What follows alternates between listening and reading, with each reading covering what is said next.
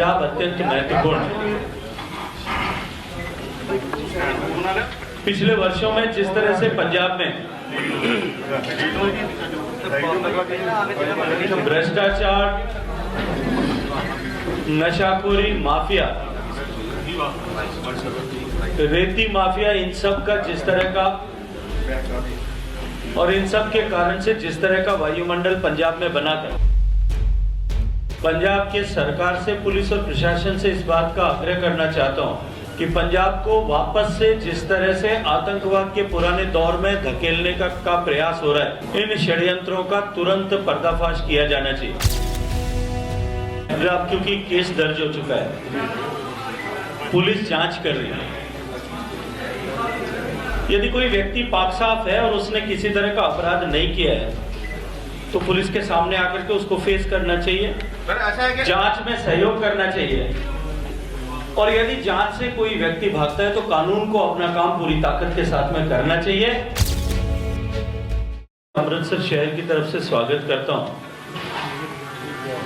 कि निजी यात्रा के तहत आज मुझे यहाँ आना हुआ था। पार्टी के कार्यकर्ताओं के साथ में देश होने के नाते राष्ट्र की सुरक्षा को लेकर के पंजाब अत्यंत महत्वपूर्ण है। पिछले वर्षों में जिस तरह से पंजाब में भ्रष्टाचार, नशाखोरी माफिया, रेती माफिया, इन सब का जिस तरह का और इन सब के कारण से जिस तरह का वायुमंडल पंजाब में बना था, तो वो पंजाब प्रदेश जिसकी छवि एक खुशहाल प्रदेश की देश भर में हुआ करती थी। मैं भी अपने बचपन में जब किसी फिल्म में या किसी सोप ओपेरा में हम पंजाब को देखते थे तो गिद्दा भंगड़ा वाला प्रदेश, खुशहाली से भरा हुआ प्रदेश, समृद्धि से भरा हुआ प्रदेश, ऐसा प्रदेश की छवि हम सबके सामने आती थी। वहां से फिसलते फिसलते पंजाब आज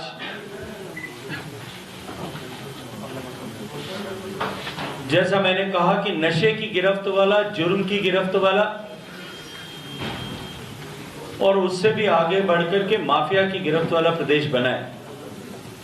आप सब मित्रों को जिस बात की जानकारी है कि आज भी पंजाब में लुधियाना में एक बम ब्लास्ट हुआ है जिसमें अनेक लोग घायल हुए। मैं उन सब घायल लोगों के शीघ्र स्वास्थ्य लाभ की कामना करते हुए पंजाब के सरकार से, पुलिस और प्रशासन से इस बात का आग्रह करना चाहता हूं कि पंजाब को वापस से जिस तरह से आतंकवाद के पुराने दौर में धकेलने का प्रयास हो रहा है, इन षड्यंत्रों का तुरंत पर्दाफाश किया जाना चाहिए। पंजाब के जो सोशल हार्मनी का फैब्रिक है, सामाजिक ताना बाना, उसको डिस्टर्ब करने के लिए जिस तरह की घटनाएं हो रही हैं, पिछले दिनों गुरुद्वारे में जिस तरह की सैक्रिलेज की घटनाएं हुई, उनके भी तह तक जाने की आवश्यकता है। पिछले वर्षों में यदि हम उठा करके देखें, 5 साल पहले भी विधानसभा के चुनाव से पहले इस तरह के प्रयास हुए थे और एक पॉलिटिकल पार्टी विशेष के संबंध भी, उनके जनप्रतिनिधियों के भी, उनके चुनाव में खड़े होने वाले प्रतिनिधियों के भी सूत्र उन सब घटनाओं से जुड़े थे। निश्चित ही पंजाब के प्रशासन को इस बात की जांच करनी चाहिए कि क्या इस बार फिर किसी राजनीतिक हित के नेता राजनीतिक लाभ प्राप्त करने की, चुनाव में लाभ प्राप्त करने की कामना से इस तरह से सोशल हार्मनी के फैब्रिक को कमजोर करने का प्रयास तो नहीं किया जाए।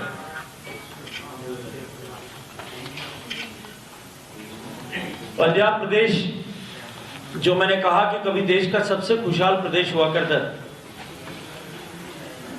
1980 तक पंजाब देश की जीडीपी के ग्रोथ के हिसाब से और जीडीपी के हिसाब से, स्टेट जीडीपी के हिसाब से देश के 1 नंबर का प्रदेश था।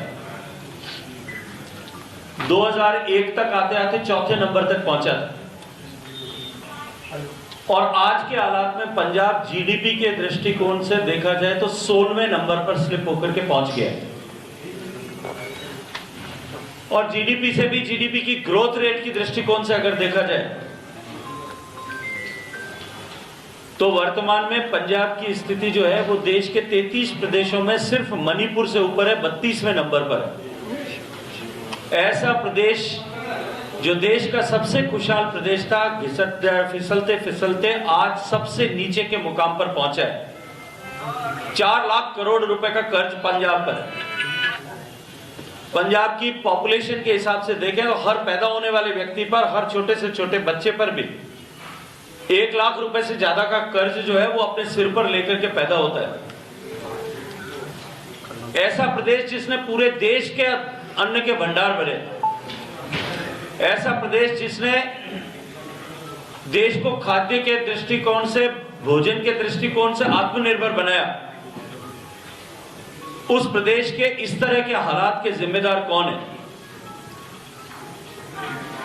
आज बेरोजगारी की दृष्टि से भी यदि पंजाब को देखें तो नेशनल एवरेज से दुगना अनएम्प्लॉयमेंट इंडेक्स जो है वो आज पंजाब में है। इंडस्ट्रियल ग्रोथ की दृष्टि से देखें तो निगेटिव इंडस्ट्रियल ग्रोथ वाले प्रदेशों की श्रृंखला में पंजाब है। यहां का उद्योग कल कारखाना, जिस तरह के हालात यहां बनाए गए उसके कारण से पंजाब को छोड़ करके दूसरे प्रदेशों में जा रहे हैं। चाहे मैं टेक्सटाइल की बात करूं, चाहे मैं वीविंग की बात करूं, चाहे मैं साइकिल इंडस्ट्री की बात करूं, चाहे मैं एग्रीकल्चर इक्विपमेंट एंड इंप्लीमेंट्स की इंडस्ट्रीज की बात करूं, आज यहां पंजाब से छोड़ करके दूसरे प्रदेशों में जाने को मजबूर है। ऐसी परिस्थिति में पंजाब के खुशहाल अतीत को लौटाने के लिए भारतीय जनता पार्टी इस बार पूरी ताकत के साथ में ऐसी सब शक्तियों को जो पंजाब की खुशहाली, पंजाब के गौरव, पंजाब में शांति, पंजाब में आर्थिक समृद्धि और पंजाब में के सीमावर्ती क्षेत्र की सुरक्षा, इन सब विषयों पर हम सब के साथ में खड़े होकर के, हमारे साथ चल करके चुनाव लड़ने के लिए तैयार है। उन सबको साथ लेकर के हम चुनाव लड़ने वाले हैं। और जिस तरह का वायुमंडल पंजाब में बना है, मैं विश्वास के साथ में कह सकता हूं कि भारतीय जनता पार्टी इस बार एक नया कीर्तिमान यहां बनाने वाली है। बहुत बहुत धन्यवाद। सर, कौन कौन सी पार्टी जो है बीजेपी के साथ अलायंस कर रही है इस बार चुनाव में? देखिए, मुझे लगता है कि अभी इस बात की घोषणा करने का समय नहीं है। कैप्टन अमरिंदर सिंह साहब के साथ में हम चुनाव मिलकर के लड़ने वाले हैं, इस बात के संकेत माननीय गृह मंत्री जी, माननीय राष्ट्रीय अध्यक्ष जी, कैप्टन अमरिंदर सिंह साहब, हम सभी लोग दे चुके हैं। मुझे लगता है कि यहां से आगे की यात्रा अभी तो शुरू हुई है। अभी बहुत सारे अध्याय इस यात्रा में आप सब लोगों को देखने को मिलेंगे। बीजेपी का नेक्स्ट सीएम चेहरा क्या होगा? भारतीय जनता पार्टी में ऐसे प्रदेशों में जहां हम पहली बार चुनाव लड़ रहे हैं या लंबे अंतराल के बाद में हम सरकार बनाने के लिए चुनाव लड़ रहे हैं, वहां किसी भी चेहरे को लेकर के चुनाव नहीं लड़ा जाता। उत्तर प्रदेश में जब हम पिछले साल 2017 में जब हम 25 साल के बाद सरकार बनाने के लिए चुनाव लड़ रहे थे, तब आपने शायद किसी ने कल्पना नहीं की होगी कि योगी आदित्यनाथ उत्तर प्रदेश के मुख्यमंत्री होंगे। जब हम महाराष्ट्र में चुनाव लड़ रहे थे, तब शायद आपने कल्पना नहीं की होगी कि देवेंद्र फडणवीस चेहरा होंगे। भारतीय जनता पार्टी की परंपरा नहीं है, ये पार्लियामेंट्री बोर्ड चुनाव के परिणाम आने के बाद में तय करेगा। शेखावत में आज जो लुधियाना में ब्लास्ट हुआ, सीएम चरणजीत सिंह चन्नी वहां गए तो उनका कहना है कि पंजाब का माहौल खराब करने की कोशिश हो रही है। कौन कर रहा है? पंजाब का माहौल ठीक बनाए रखने की जिम्मेदारी मुझे लगता है कि चरणजीत सिंह जी चन्नी जो पंजाब के मुख्यमंत्री, प्राथमिक रूप से उनकी है। जिम्मेदारी को स्वीकार करना चाहिए, न कि दूसरों के सिर पर डालने का प्रयास करना चाहिए। शावरी धर्म स्थलों की बेअदबी हो रही है, हिंदू मंदिरों को निशाना बनाया जा रहा है। पहले तो कई श्री गुरुवंश साहब के पन्ने फाड़ दिए जाते हैं। आप क्या समझते हैं, कुछ ताकतें हैं उसमें, कुछ पंजाब के राजनेता भी शामिल हैं या कौन लोग हैं? और मैंने अपने प्रारंभिक वक्तव्य में इस बात का संकेत आपको किया कि इस बात की जांच की जानी चाहिए। पिछली बार की इस तरह की घटनाओं में जिस पॉलिटिकल पार्टी और नेताओं के सूत्र जुड़े थे, उनको भी वापस खंगाला जाना चाहिए कि क्यों और किस कारण से वो इस तरह का सोशल हार्मनी को बिगाड़ने के लिए धार्मिक उन्माद को फैलाने के लिए किस राजनीतिक निहित के तहत इस तरह के षड्यंत्र कर रहे हैं। Sir, according to you, who could be benefited from these? मुझे लगता है कि कुछ मेहनत तो आपको भी करनी चाहिए। इधर हम तो कर रहे हैं, लेकिन हम आप क्या आपको चलिए, लगता है कि किसने पिछले रिकॉर्ड उठा करके देख लीजिए, आपके सामने सब कुछ स्पष्ट हो जाएगा। शेखावत जी, जो पंजाब में एक नया मुद्दा है नशे के मुद्दे में जो अकाली दल के नेता विक्रम मजीठिया पर आरोप लगे हैं, तो उसके बाद जैसे लग रहा है कि अभी भी इनके ऊपर मिक्सिंग के आरोप लग रहे हैं आम आदमी पार्टी के द्वारा कि रस्मी कार्रवाई की है, पूर्ण तौर पर कोई कार्रवाई नहीं की, छोटी एफआईआर। आप क्या कहना चाहते हैं? देखिए, मुझे लगता है कि अब क्योंकि केस दर्ज हो चुका है, पुलिस जांच कर रही है। यदि कोई व्यक्ति पाक साफ है और उसने किसी तरह का अपराध नहीं किया है, तो पुलिस के सामने आकर के उसको फेस करना चाहिए, सर ऐसा है कि जांच में सहयोग करना चाहिए। और यदि जांच से कोई व्यक्ति भागता है तो कानून को अपना काम पूरी ताकत के साथ में करना चाहिए। पंजाब के युवकों को नशे की गिरफ्त से बाहर निकालना, और जैसे मैंने कहा कि एक समृद्धि वाले पंजाब की छवि होती थी और दूसरे आजकल नशे से ग्रस्त पंजाब की छवि होती है, इसको निकालने के लिए भारतीय जनता पार्टी कृत संकल्प है। नशा मुक्त पंजाब करके रोजगार युक्त पंजाब बनाएंगे, समृद्ध पंजाब बनाएंगे, खुशहाल पंजाब बनाएंगे, भाईचारे का पंजाब बनाएंगे। इस संकल्प के साथ में ही भारतीय जनता पार्टी चुनाव के मैदान में। सर ये आरोप लग रहे हैं कि ईडी का भय दिखाकर कुछ कांग्रेसी नेताओं को भाजपा अपनी तरफ शामिल करेगी। हाँ, मुझे लगता है, अभी मैंने पिछले प्रश्न का उत्तर दिया कि जिसने कोई अपराध नहीं किया उसको कोई भय होना नहीं चाहिए। तो पहले तो ये तय करें, जो भी इस बात का स्टेटमेंट देता है वो तय करें कि कौन कौन से लोग जो हैं वो ईडी के भय से भयग्रस्त है। पहले उस बात का लिस्ट का खुलासा करना चाहिए। बीजेपी के लिए एक कॉन्स्टेंट था फार्म लॉज अब रिपील हो गए हैं, वो कॉन्स्टेंट खत्म हो गया है। लेकिन लोगों के दिमाग में अभी भी परसेप्शन जो है, क्योंकि बीजेपी सेंटर को लीड करती है कि ये एंटी फार्म इनका है, तो ये एक परसेप्शन को चेंज करने के लिए आप लोगों की क्या स्ट्रेटजी रहेगी, और जिस तरह से आप इलेक्शन आ रहे हैं और किस तरह से अपने आप को प्रोजेक्ट करेंगे आप?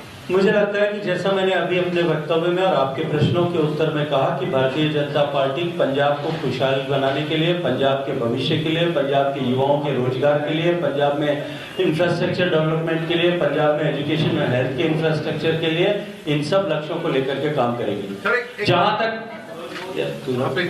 जहां तक कृषि क्षेत्र का विषय है, कृषि क्षेत्र के कल्याण के लिए माननीय प्रधानमंत्री जी ने जिस तरह से पिछले 7 साल में काम किया, एग्रीकल्चर सेक्टर को देखने का नजरिया जो प्रोडक्शन सेंट्रिक होता था, क्योंकि हम फूड डेफिसिट नेशन थे, उसको बदल करके और प्रॉफिट सेंट्रिक अप्रोच के साथ में एग्रीकल्चर को देखा जाए। किसान की आमदनी बढ़े इस लक्ष्य के साथ में सॉइल हेल्थ कार्ड से लेकर के मार्केट रिफॉर्म्स तक ये सारे निर्णय किए गए, और जितने निर्णय अब तक किए गए उनका सकारात्मक प्रभाव देश के कृषि क्षेत्र में निश्चित रूप से दिखाई देता है। मैं ये मानता हूं कि तात्कालिक समय में शायद, जैसा माननीय प्रधानमंत्री जी ने कहा कि शायद हमें कहीं कमी रह गई थी कि हम नहीं समझा पाए, क्या मुझे लगता है कहीं आप सब मित्रों का सहयोग जैसा चाहिए था वैसा नहीं मिल पाया कि हम नहीं समझा पाए। लेकिन जो कुछ माननीय प्रधानमंत्री जी ने पिछले 7 सालों में किसानों के लिए किया है, देश का हर एक अन्नदाता किसान उस बात को निश्चित रूप से मानता भी है, स्वीकार भी करता है। तो इसलिए ये कल्पना करना कि देश का किसान या प्रदेश का किसान भारतीय जनता पार्टी के साथ न होगा, मुझे लगता है कि अब ये निर्मूल और निराधार हो गया। सर, मेरा मतलब कहने का ये था कि बड़ा हैवी प्राइस पे करना पड़ा, एक साथ का आंदोलन चला, 700 डेथ्स हो गई हैं, लेकिन वो जो माइंड सेट जो है, वो मेरा प्रश्न अभी भी। चलिए हम और समझाने का प्रयास करेंगे। किस तरह से करेंगे सर?